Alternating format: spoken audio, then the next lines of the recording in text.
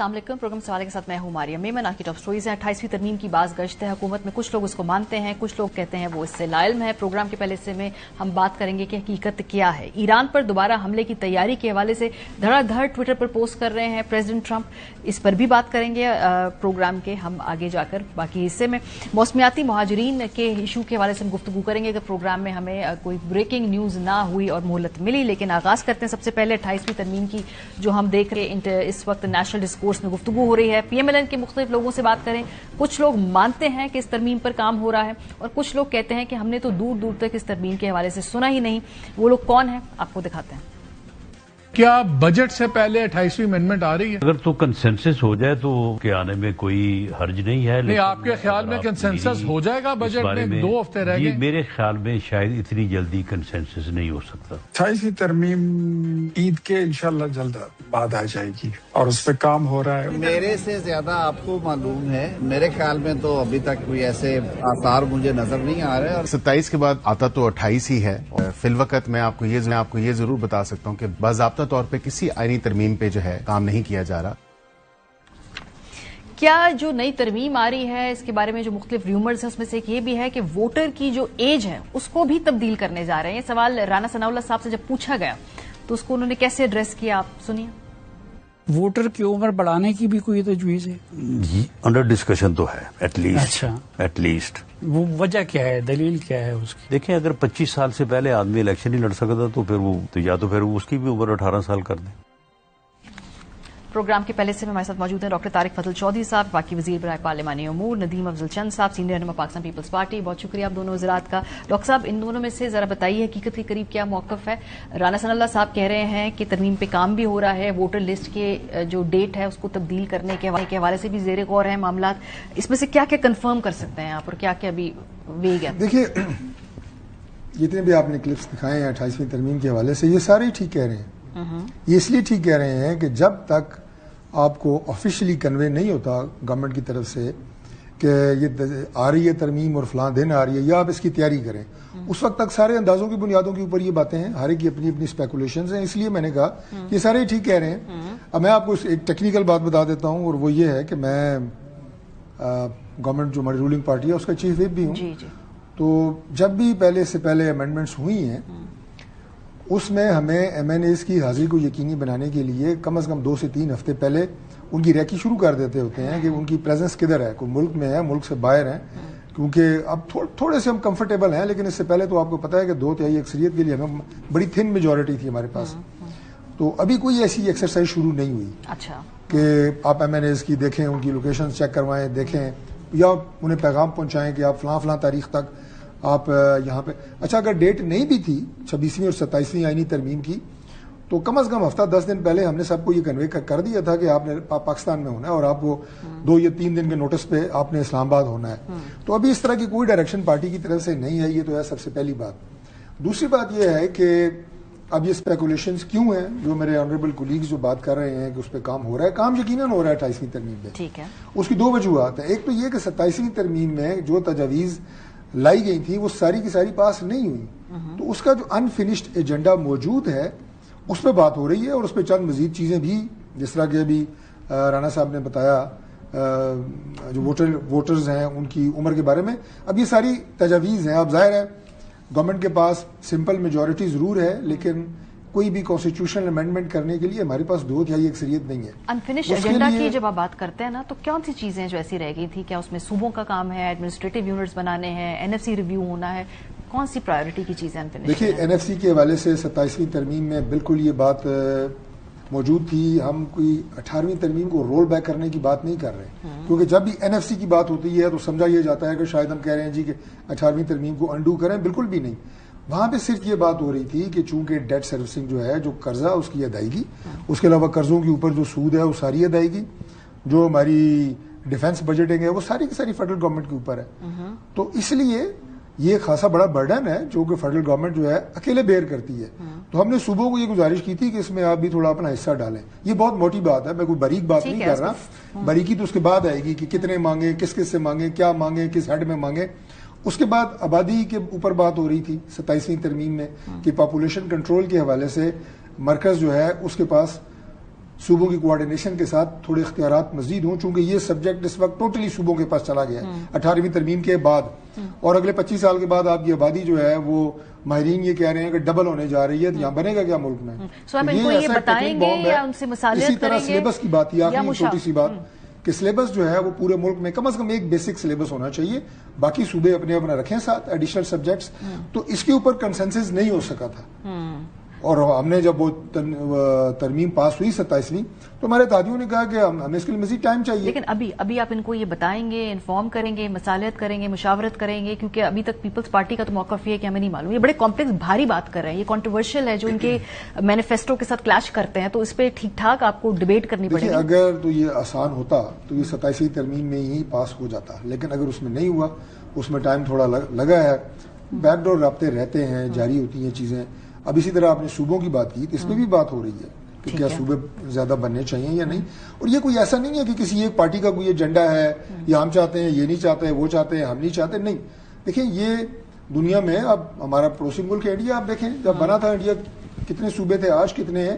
لیکن یہ one sided کوئی بھی کام جو ہے، صوبے ہیں، NFC ہے، پاپولیشن ہے، سلیبس ہے، اور ایک دو چیزیں اس کے اوپر ون سائیڈڈ فیصلہ اس میں ہو نہیں سکتا. نہ ہمارے پاس اسٹرینتھ ہے، ہو بھی تب بھی ہم نہ کریں چونکہ ہم ظاہر ہے کولیشن میں ہیں، تو اپنی اتحادیوں کے ساتھ بات چیت کے بعد ہی کسی نتیجے پہ پہنچا جا سکتا ہے. لیکن بجٹ سے پہلے نہیں، وہ تو نظر نہیں آ رہا، وہ تو نظر نہیں آ رہا. بجٹ تو جو بنانا ہے اس کو پاس ہی کرنا ہے. چند صاحب، جو ذکر انہوں نے کیا ہے، کوئی پارٹی سے آپ کی رابطہ ہوا ہے، خاص طور پہ اگر صوبوں کی بات بھی ہو رہی ہے؟ پھر یہ ووٹر ذرا کی ایج کے حوالے سے بھی ذرا ہمیں بتائیے، پیپلز پارٹی کی کیا پوزیشن ہے، ہونی چاہیے کم؟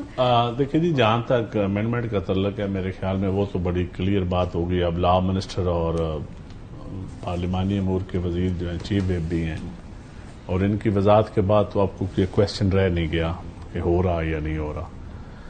جہاں تک بات ہے ووٹر کی عمر کی، تو میرے خیال میں اس کے اوپر بھی ڈیبیٹ ہونے میں کوئی حرج نہیں ہے کہ کیوں کرنا چاہتے ہیں کام. کیا پہلی تو بات ہے کہ سب سے پہلے تو ہمیں الیکشن سسٹم ہی ٹھیک کرنا پڑے گا. جب الیکشن کا سسٹم ہی، ہم چیف الیکشن کمیشن جو ہے اس کے اوپر ہی لوگوں کا اعتماد ہمیں بڑھانے کی ضرورت ہے کہ تمام پولیٹیکل جماعتیں، تمام سٹیک ہولڈرز جو ہیں اس ملک کے، وہ بیٹھ کے پارلیمانی جمہوریت میں الیکشن کمیشن کا مین رول ہے. اور کوئی الیکشن بھی آج تک آئیڈیل نہیں ہوا جس کے اوپر لوگ واہ واہ کریں، جس کی تعریف کریں. تو جہاں تک تعلق ہے، پہلے الیکشن کا پروسیس ہمیں بڑا فری اینڈ فیئر کرنا پڑے گا، اس کے بعد ڈیبیٹ ہونی چاہیے، پارلیمان کا کام ہے. ہونی چاہیے، ووٹر کی بڑھائی جانی چاہیے، یہ نہیں بڑھانی چاہیے. وہ کہتے ہیں جی کہ سمجھ نہیں ہوتی، میجورٹی نہیں ہوتی تو ایج بڑھانی. ٹیکس لے لیتے، بائی دا وے، اگر آپ 21-22 سال کے لوگ بچے پیسے کما رہے ہو ٹیکس لے لیتے، لیکن کہہ رہے ہیں دیکھیں آپ 18 سال یا سے 21 سال کر لیں یا 25 سال کر لیں، 25 تو نہیں، اگر 21 کر لیں تو کوئی حرج بھی نہیں. لیکن 18 سال کے بھی اب میچور ہو جاتے ہیں بچے. اب نئی جنریشن جو ہے اور یوتھ کے ساتھ ایسی کوئی نیت نہیں ہماری ہونی چاہیے کہ جیسے یوتھ نالاں ہو یا یوتھ سمجھے کہ ہمیں اس پروسیس سے باہر کیا جا رہا ہے. اگر اس کی نیت ٹھیک ہے، آپ امینڈمنٹ کی آپ کے انٹینشن کو اچھی ہے، تو پھر کرنے میں کوئی ڈیبیٹ ہونی چاہیے. پارلیمان میں ڈیبیٹ ہوگی، ساری چیزیں کھل کے سامنے آ جائیں گی. لیکن ڈیبیٹ میں سمجھتا ہوں کہ بڑی اس پہ ان ڈیٹیل ہونی چاہیے، تاکہ کیوں کرنا چاہتے ہیں ہم، دنیا کے ساتھ ہم کمپیرزن کریں، جہاں بھی پارلیمانی جمہوریت، جہاں بھی ہمارا یہ سسٹم ہے، ووٹر کی عمر کیا ہے دنیا میں، تو دنیا کے ساتھ ایک تقابلی جائزہ آ جائے گا تو پھر چیزیں سامنے آ جائیں گی. امپریشن یہ آتا ہے کہ ایک خوف ہے ینگ ووٹر پتہ نہیں اٹھ کے کس کو ووٹ ڈال دے، ہمیں ووٹ نہ ڈالے. دیکھیں خوف کی بات جو ہے نا، سسٹم تو ویسے ہی دیکھیں خوف کیا ہوتا ہے. لولی لنگڑی جمہوریت تو ہم چلا ہی رہے ہیں نا اللہ کے فضل سے، اور یہ پروسیس ہے آہستہ آہستہ وقت کے ساتھ ساتھ کوالٹی آف ڈیموکریسی کی طرف ہی ہم جا رہے ہیں.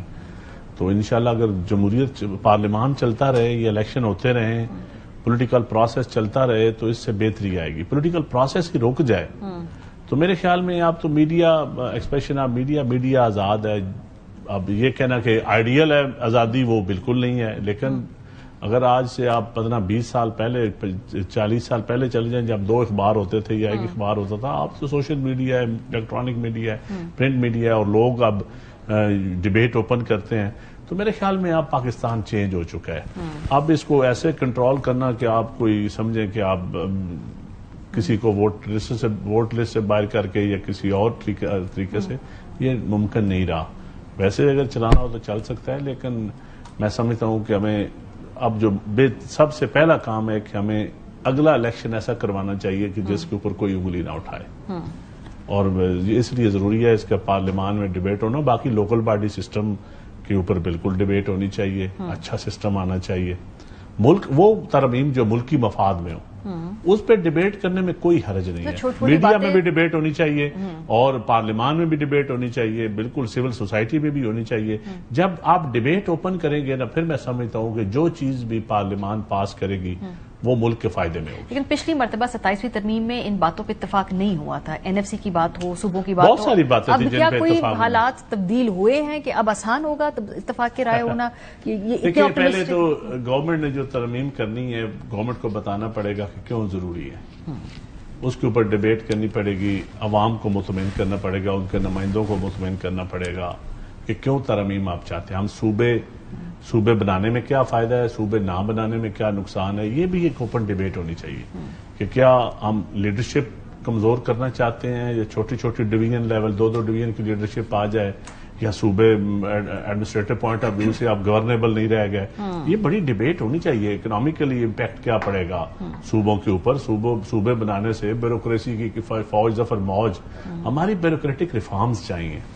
جب بیوروکریٹک ریفارمز یہ آپ نہیں کریں گے تو چلانا تو صوبہ ہو یا وفاق ہو, وہ تو بیوروکریسی نے چلانا ہے.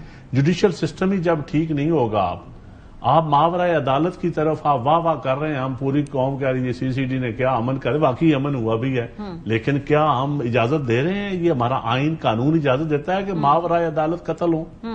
تو یہ ڈیبیٹس اب بنیادی چیزیں ہیں.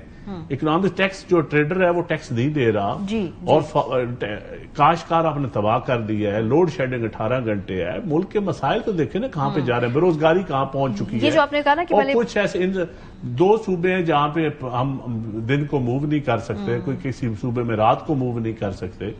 تو اس وقت تو میرے خیال میں ایک نیشنل ڈائلاگ اور ایک نیشنل کنسنسس کے اوپر تو حکومت نے انیشیٹ کر رہا ہے نا. یہ تو پہلے آپ کنونس کریں کہ یہ جو لیجسلیشن ہے اس کی ضرورت کیا ہے. جیسے فار ایگزامپل میں ووٹر کی ایج کے اوپر بات کی, کیونکہ کل یہ بات کی گئی ہے اور یہ پبلک انٹرسٹ کی بات بھی ہے. آپ بہت 1.5 سے 2 کروڑ لوگوں کو اگر آپ ووٹنگ سسٹم سے اگلے الیکشن میں باہر کر دیں گے ایج بڑھا کے, تو یہ امپیکٹ کرے گا آپ کے ڈیموگرافک کو بھی امپیکٹ کرے گا. اس کی ضرورت کیا ہے, اس کی منطق کیا ہے؟ دیکھیے ابھی اس کی گورنمنٹ کی سطح کے اوپر کسی طرح کی کوئی ڈبیٹ یا بحث مباحثہ ابھی نہیں ہوا.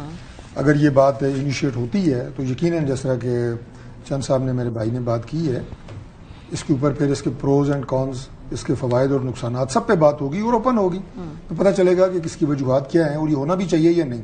تو میں ابھی اس کے گواہی خلاف دلائل نہیں دے رہا, کیونکہ آپ بھی کانسٹیٹوئنسی کی پالیٹکس کرتے ہیں نا, وہاں پہ نوجوان آپ کو بھی ملتے ہوں گے. دیکھیے بات یہ ہے کہ نوجوان نسل کی جذبات کا اور ان کی جو پارٹیسپیشن ہے, میں تو اس کے حق میں ہوں کہ ان کا سسٹم کے اندر ان کا رول رہنا چاہیے. لیکن جو ابھی تھوڑی دیر پہلے چند صاحب نے بات کی کہ جی میڈیا آزاد, میں اس کے بھی حق میں ہوں, لیکن مادر پدر میڈیا کی آزادی کے میں حق میں نہیں ہوں. اب فرق کیا ہے میں بڑا آسانی سے آپ کو بتا دیتا ہوں, مثال دے کے بتا دیتا ہوں, چلیں زیادہ ٹیکنیکلٹیز میں کیا جانا ہے. ابھی 2-4 دن پہلے ایک ڈرگ ڈیلر خاتون جو ہے وہ گرفتار ہوتی ہے. اس کی جو میڈیا نے 6 گھنٹے جو ایک متنازع کیٹ واک دکھائی ہے, کیا یہ میڈیا کی آزادی ہے؟ میں تو حیران ہوں کہ میڈیا کو ریگولیٹ کرنے والے اداروں نے اجازت کیسے دی کہ آپ اس کی وہ متنازع کیٹ واک دکھا رہے ہیں, سارے کے سارے چینل دکھا رہے ہیں. یہ کوئی طریقہ ہے جس معاشرے میں ہم رہ رہے ہیں؟ لوگ فیملی اور بچوں کے ساتھ بیٹھ کے ٹی وی دیکھ رہے ہوتے ہیں. So this is not okay, this is not fine, this should not happen.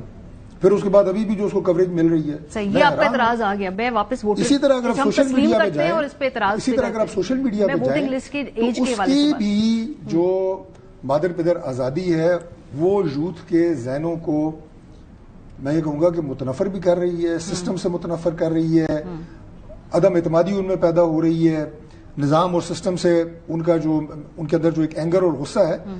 اور جائز باتوں کے اوپر اگر ہو تو ان کو سیٹسفائی کرنا, یہ صوبائی حکومت ہو, مرکزی حکومت ہو, جو بھی ذمہ داران ہیں, ادارے ہیں, یہ ان کا کام ہے, یہ ہمارا کام ہے.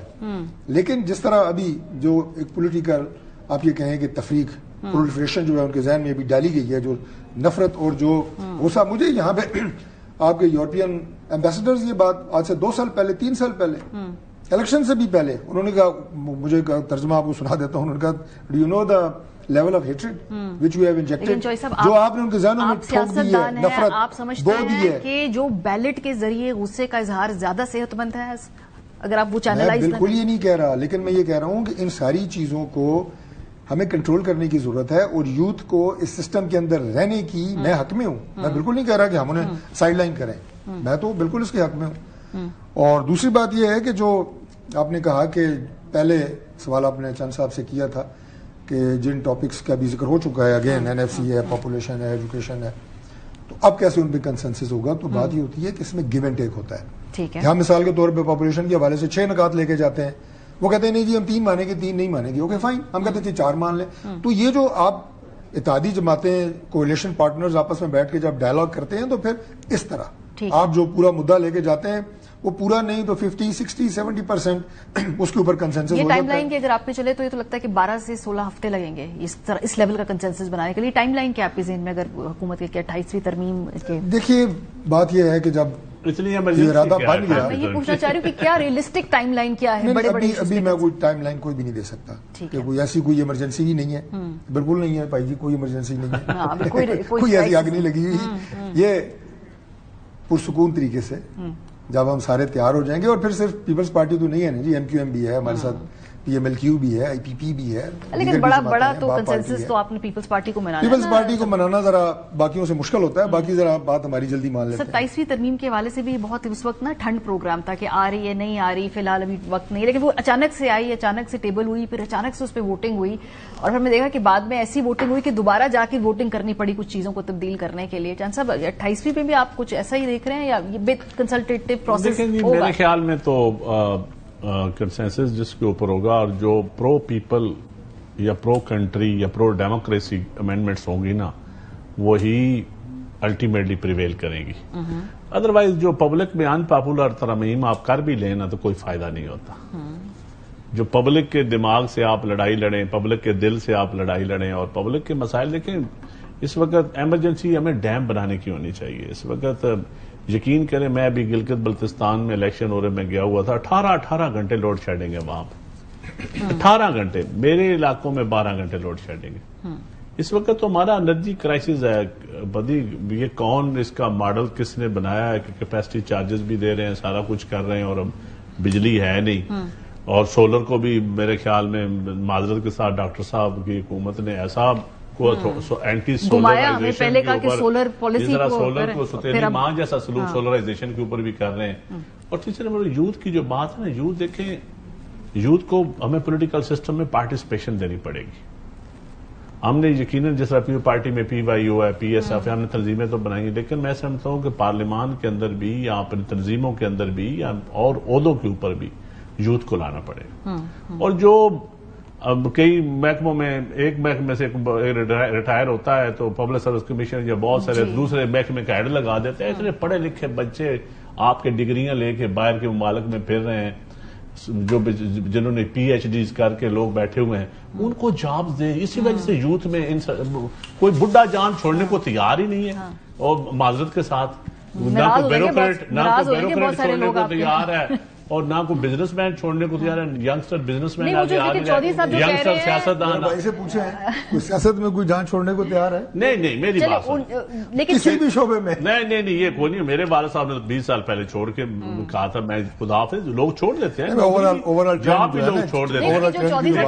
یوتھ کو سمجھ نہیں ہے, غصہ ہے, ان کی تربیت ٹھیک نہیں ہوئی ہے, ان کو پتہ کچھ نہیں. یوتھ کا غصہ جائز ہے, سسٹم اون ہی نہیں کر رہا یوتھ کو. آپ اوورسیز یا یوتھ کا غصہ بالکل جائز ہے. ہمیں اپنے سسٹم میں ریفارمز کرنی چاہیے.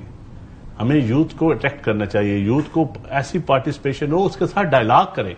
اب ہم ڈیروں پہ اپنے حلقوں میں بیٹھتے ہیں تو ہم کیا ہمارے پاس لوگ نہیں آتے کہ ہم یونیورسٹیز میں کالجز میں جا کے ان سے ڈائلاگ نہیں کرتے؟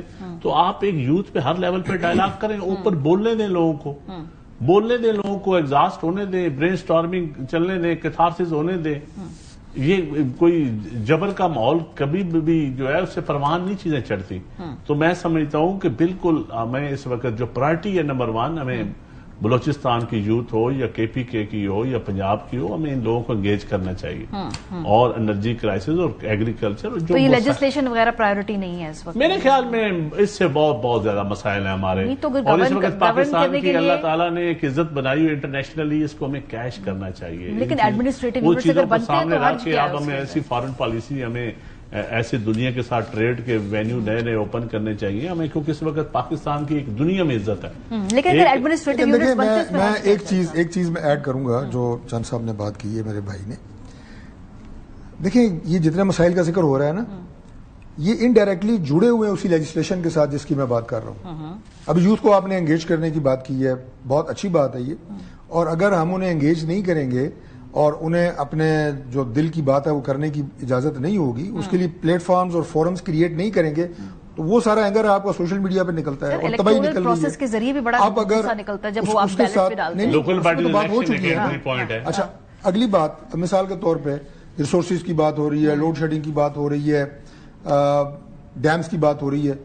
کیا یہ ساری چیزیں آپ کی پاپولیشن کے ساتھ جڑی ہوئی نہیں ہے؟ اس کے اوپر کبھی کوئی بات آپ نے سنی ہے؟ ویسے کبھی اپنی کنسٹرکٹیو ڈیبیٹ کر, میں نے تو کبھی کسی پارٹی کی الیکشن کیمپین کے اندر آبادی کے حوالے سے کبھی بات نہیں سنی. میں نے کبھی ماحولیاتی, میڈیا کو بھی میں گزارش کروں گا کہ آپ لوگ بھی اس پہ جو ہے پوری ڈیبیٹ ایک جنریٹ کریں, جیسے کہ 27ویں ترمیم میں ہوئی تھی, وہ کل ہو گئی لیکن ہم دوبارہ اس کو جنریٹ کر رہے ہیں. لیکن حکومت نے انیشیٹو لے کے پہلے پیپلز پارٹی سے رابطہ کر کے بتائیں تو صحیح کہ آپ لوگ کیا لیجسلیشن کے اندر جو ہے وہ نہیں, وہ تو ظاہر ہے. میں تو بار بار آپ کو یہ کہہ رہا ہوں کہ یہ بات چیت کے ذریعے تیار ہوگی تو ابھی یہ تیار نہیں ہے میرے خیال میں. سر مجھے لگتا ہے ایک دن ایسے کر کے یہ ڈرافٹ آ جانا ہے آپ کے سامنے. ڈیبیٹ کیا اس کو یہ تاثر دینا جناب کے ریلیونٹ منسٹر جب اچانک ڈرافٹ نہیں آئے گا اس مرتبہ. فی الحال چلیں بات چیت ہوگی, بات چیت کریں گے آپ سے. خوش ہو گئے کچھ 27ویں ترمیم میں ہی ہو جاتا. چند صاحب خوش ہو گئے کہ ہم سے بات چیت ہوگی پیپلز پارٹی سے. ہمیں تو منسٹر صاحب تسلی دے رہے ہیں, پھر ہمیں مطمئن نہیں ہونا چاہیے. تو گڈ کاپ ہے نا, یہ تو ڈو ہے پارٹی کی, ان کا کام ہی یہ ہے کہ کنسنسس بنانا. وہ ہاکس آتے ہیں بعد میں پھر اوپر سے. بہت شکریہ آپ دونوں حضرات کا. بڑی دلچسپ ڈیبیٹ پہ جائیں گے, واپس آئیں گے تو پھر پروگرام میں ایران پہ حملے کے بارے میں جو بار بار پریزیڈنٹ ٹرمپ دھمکیاں دے اس پہ بات کریں گے. ہمارے ساتھ رہیے. ویلکم بیک جی. امریکی صدر ڈونلڈ ٹرمپ نے آج صبح ٹروتھ سوشل پر ایک پوسٹ کرتے ہوئے ایران کو دوبارہ جنگ کے حوالے سے دھمکایا ہے. یہ جو انہوں نے پوسٹ کی ہے ہم آپ کو دکھاتے ہیں, جس میں انہوں نے ایک تصویر ٹویٹ کی اور اس میں کہا کہ یہ طوفان سے پہلے کی خاموشی تھی, جس میں وہ ہنٹ کر رہے ہیں کہ جو ابھی سیز فائر ہے اس کو ابھی خاموشی سمجھا جائے لیکن طوفان کسی بھی وقت آ سکتا ہے. اس کے بعد انہوں نے ایک فرانسیسی نشریاتی ادارے کو انٹرویو بھی دیا اور وہاں پہ کہا کہ جلد از جلد ایران یہ ڈیل کر لے ورنہ جو ہے دوبارہ حملے شروع ہو سکتے ہیں, برا وقت آ سکتا ہے. دوسری طرف ایران بار بار یہ کہتا ہے کہ امریکہ کے اوپر اعتماد کرنا اتنا آسان نہیں ہے. عباس اراقچی کیا کہتے ہیں, ملاحظہ کیجیے. So the most important issue right now is the question of trust. We cannot trust Americans at all. So everything should be exact. Everything should be defined very clearly before we can conclude a deal. And it is obvious that those things they have not been able to achieve militarily, they cannot achieve on negotiation table unless there is a win-win solution achieved. اس دوران پاکستان بھی اپنی بھرپور کوششیں جاری رکھے ہوئے ہیں. محسن نقوی جو انٹیریئر منسٹر ہیں ایران گئے, وہاں پر ملاقات کی, انہوں نے ایرانی اپنے ہم منصب سے خاص پیغام لے کر گئے ہیں. پروگرام کے حصے میں سینٹر مشاہد حسین سعید صاحب ہمارے ساتھ موجود ہیں, چیئرمین پاکستان چائنا انسٹیٹیوٹ کے سابق وفاقی وزیر بھی ہیں. بین الاقوامی امور کے اوپر ہم انہیں دعوت اکثر دیتے رہتے ہیں. بہت شکریہ مشاہد صاحب. بڑی ملاقات, پریزیڈنٹ ٹرمپ ملے چینی صدر سے, بڑی کچھ دلچسپ چیزیں ایجنڈے کے اوپر سرپرائزنگلی آ بھی گئیں, جیسے تائیوان کا مسئلہ ہے. اس کے علاوہ کچھ تصویریز جو ٹریپ ہے اس کی بات بھی ہوئی. پہلے تو اس ملاقات کو ذرا ڈیسائفر کرتے ہیں نا. پریزیڈنٹ ٹرمپ نے بہت ہی محتاط گفتگو کی, بہت ریسٹرین کے ساتھ گفتگو کی, حالانکہ چین نے وہ تائیوان کا ایشو اوپر ایجنڈے پہ لا کے ان کو سرپرائز کرنے کی کوشش کی لیکن اسٹیٹ کمپوزڈ. میں سمجھتا ہوں کہ یہ کافی تاریخی دورہ تھا. تاریخی اس لحاظ سے کہ صدر نکسن کا جو دورہ تھا جنوری 1972 جو ہم نے فیسیلیٹیٹ کیا تھا, اس کے بعد آئی وڈ سے کہ دس از پرابلی سب سے اہم دورہ تھا, کیونکہ کس کانٹیکسٹ میں ہو رہا تھا. ایک تو کلیئر ہے کہ شی جن پنگ ہیڈ دا اپر ہینڈ اور ٹرمپ ایک کمزوری کے پوزیشن سے بات کر رہا تھا. ٹیرف کی جنگ ہار چکے ہیں, تجارت کی جنگ ہار چکے ہیں چین کے خلاف, اور ایران کی جنگ میں بھی پسپائی ہوئی ہے ان کو.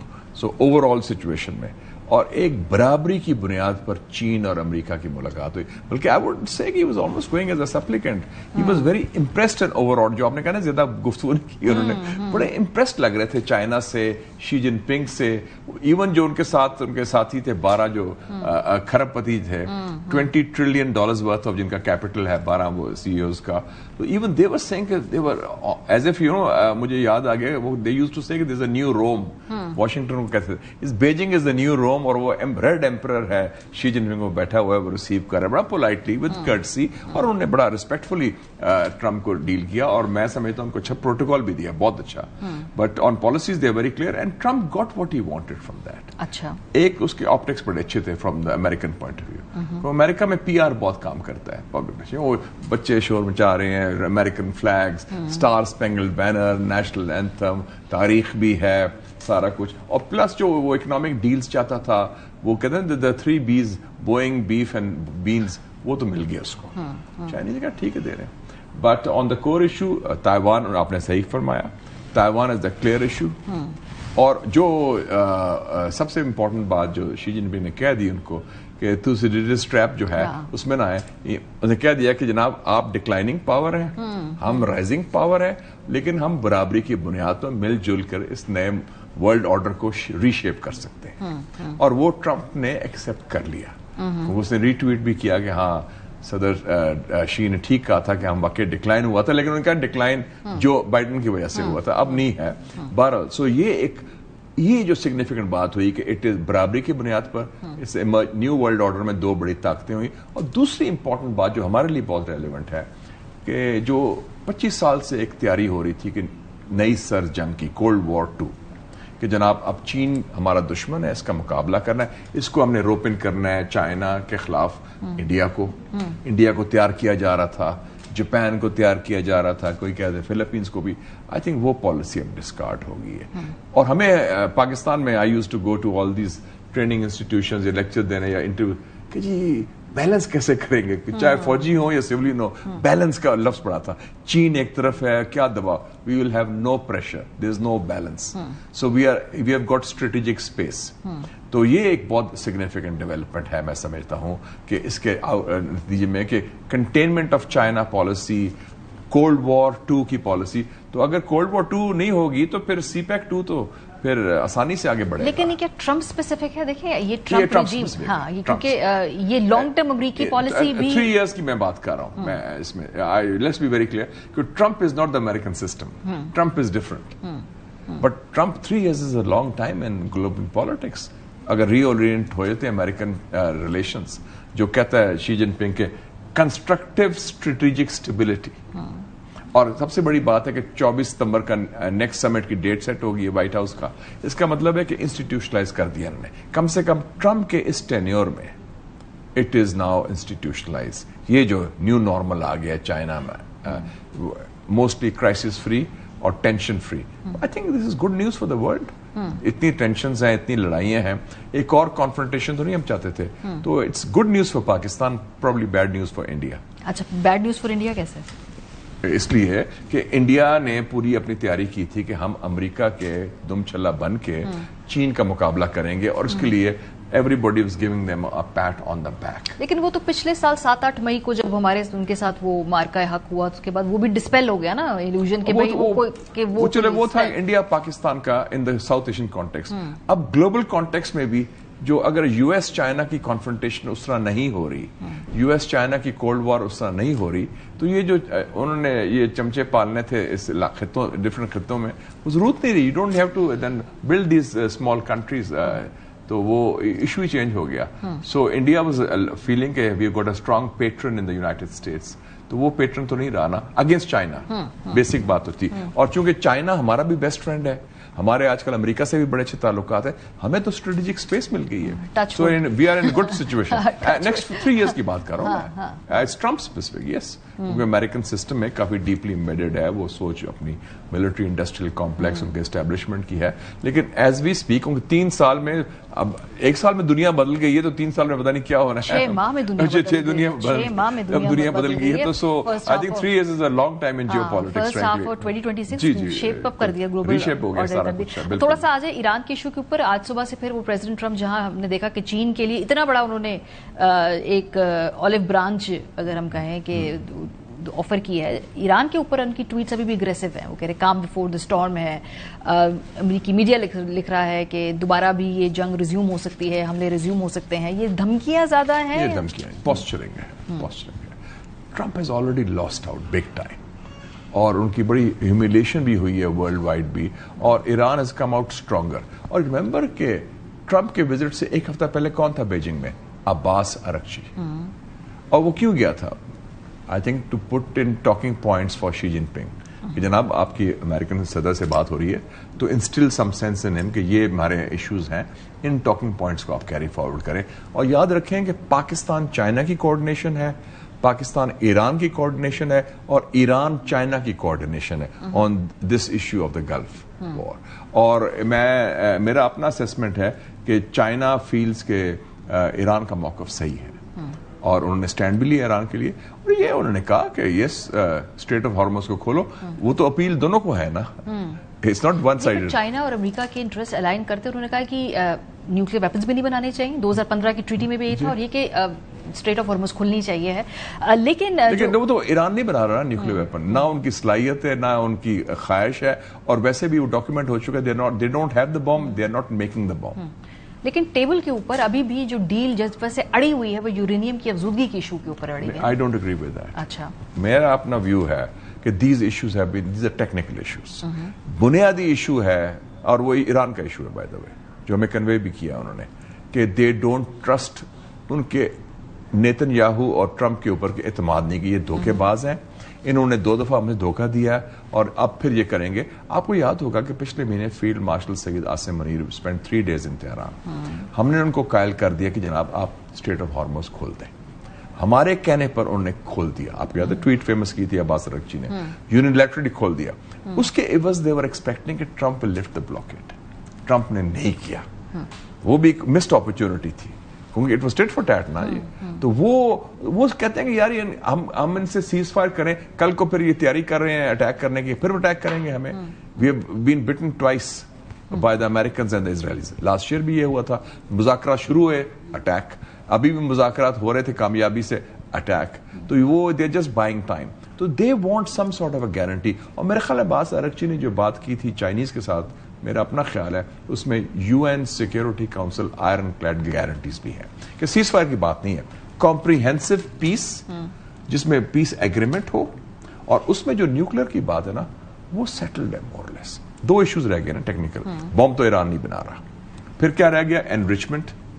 انریچمنٹ کا وہ that can be worked out. Iran کہتے ہیں ہم 5 سال سسپینڈ کریں گے, امریکہ کہتا ہے 20 سال کے لیے سسپینڈ کریں. تو وہ 5 years 10 years that can be worked out. وہ تو ٹیکنیکل ایشو ہے نا. دوسرا ایشو آپ جو ابھی ذکر کیا تھا کہ جو 460 کلو گرام کا انریچ یورینیم ہے وہ 60% تک انریچڈ ہے. For weapons grade you need 93% enrichment which is quite a complicated process. تو اس کو یا تو ڈائلیوٹ کریں یا کسی کو ہینڈ اوور کریں. لاسٹ ٹائم بات ہوئی تھی رشیا کے ساتھ, کچھ لوگ کہتے ہیں پاکستان بھی کر سکتا ہے, we are nuclear power also because and we are trusted by both sides. اور کچھ لوگ یہ بھی کہتے ہیں کہ انڈر IAEA ہے, International Atomic Energy Agency, it can be diluted also technically, اس کو کم کیا جا سکتا ہے. تو وہ تو Iran would be ready for that. جو میری اطلاعات ہے کہ ایران ان دونوں ایشوز پر فلیکسیبل تھا, اور جو 21 گھنٹے کی ملاقات اسلام آباد میں ہوئی اس میں بھی یہ ڈسکشن ہوئی تھی.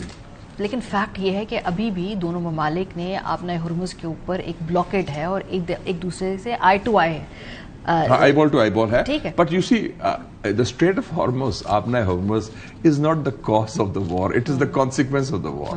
وہ تو کھلا تھا 27 فروری کو. وہ تو امریکی حملے کے بعد ہی ایران نے پھر اس کو استعمال کیا ہتھیار کے طور پر, اور کامیابی سے ہتھیار کے طور پر استعمال کیا. They put the Americans on the back foot. تو وہ that will be part of the broader agreement. Iran تو اب یہ کہہ رہا ہے نا کہ پہلے یہ ایشوز سیٹل کر لیں, سیز فائر کا, آبنائے ہرمز کا, اور یہ جو ان کے سینکشنز کے ریلیف میں ان کے $20 بلین ان کے پھنسے ہوئے ہیں, وہ کہتے ہیں اس کی واپسی کریں. یہ 3 ایشوز اگر سیٹل کر لیتے ہیں, اس میں سے میں آئی تھنک 6-8 بلین ہے قطر میں پڑے ہیں, وہ کہتے ہیں فرسٹ ٹرانچ ہمیں دے دیں. Good for them, that is very important financial relief. تو ہم پھر 30 دن کے بعد 30 دن دیتے ہیں to have detail discussions on the nuclear, تاکہ اس کو فائنلائز کر لیں. تو ابھی جو یہ موڈ آف کمیونیکیشن ہے, ذرا اس کو ہم تھوڑا سمجھنے کی کوشش کرتے ہیں. آپ نے کہا کہ چائنا کا یہ بات راکچی صاحب, اس کے علاوہ وزیر داخلہ پاکستان کے بھی آج ایران ہے, ٹھیک ٹھاک لمبی ملاقات وہاں پر بھی ہوئی ہے. تو اس وقت تو یہ سارے مذاکراتی عمل ہے, یہ مصالحتی عمل ہے, اس کے اندر کون کون سے اسٹیک ہولڈرز ہیں جو گارنٹی بھی کر سکیں کہ بھائی جو معاہدہ ہو انفورس بھی ہو, اس کی خلاف ورزی بھی نہ ہو, اور وہ لانگ ٹرم اس کو چلا سکیں؟ میں سمجھتا ہوں کہ دا کور از پاکستان, اینڈ اس میں I would say gentleman who is the favourite field marshal of President Trump, he is playing the key role. اور actual channel of communication Pakistan ہے, and this is what the Iranians have told me at the highest level, کہ وہ پاکستان کے ذریعے message دیتے ہیں, پاکستان کے ذریعے میسج وصول کرتے ہیں, supported by 3 other key countries, China, Turkey and Saudi Arabia. اور چائنا اس کی کیونکہ چائنا UN سیکورٹی کاؤنسل کا پرماننٹ ممبر ہے, اور چائنا نے ریزولوشن بھی آپ کو پتا ہے ویٹو کیا تھا ایران کے حق, جو ایران کے خلاف تھا, ون سائیڈڈ تھا. اور تو چائنا کی جو گارنٹی ہے وہ چائنا کی ہوگی. ہم وی آر آنےسٹ بروکرز, ہم صرف میسنجر نہیں ہیں, لائک اومانیز و میسنجرز, وہ ڈاک خانے کا رول. ہمارا ڈاک خانے کا نہیں, ہم مشورہ بھی دیتے ہیں کہ بھائی صاحب میرے خیال میں ہمیں یہ کرنا چاہیے, اور مشورہ مانا جاتا ہے. اس پہ ٹرمپ نے کہا کہ پاکستانی دوستوں نے دیا, دیکھا نا, اور ایرانیوں نے بھی ہماری بات مانی تھی. So we are playing that very proactive and positive role, جو اپریشیٹ ہو رہا ہے.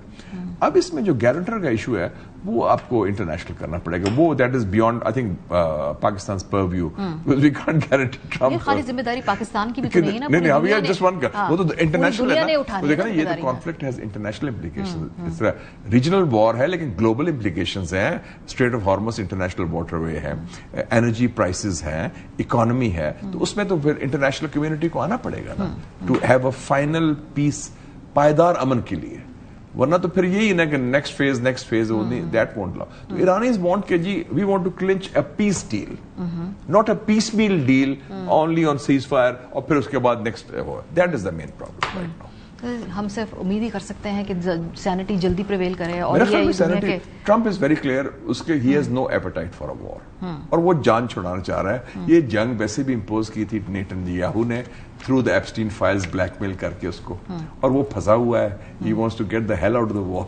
کیا مصیبت میں, it's an unwinnable war without end. ایرانی تیار بیٹھے ہیں, انہوں نے سائز اپ کر لیا, and they can go for a long war. They are ready till the end of the year. I hope اس کی نوبت آئے. اس کی نوبت میرے خیال میں I expect in the next few weeks progress courtesy Pakistan which will lead to the mother of all deals. چلیں, ہم امید کرتے ہیں کہ جو آپ نے کہا بالکل ایسا ہی ہو. پروگرام کا وقت ختم ہو گیا. اپنا فیڈ بیک دینا مت بھولیے گا. خیال رکھیے. خدا حافظ.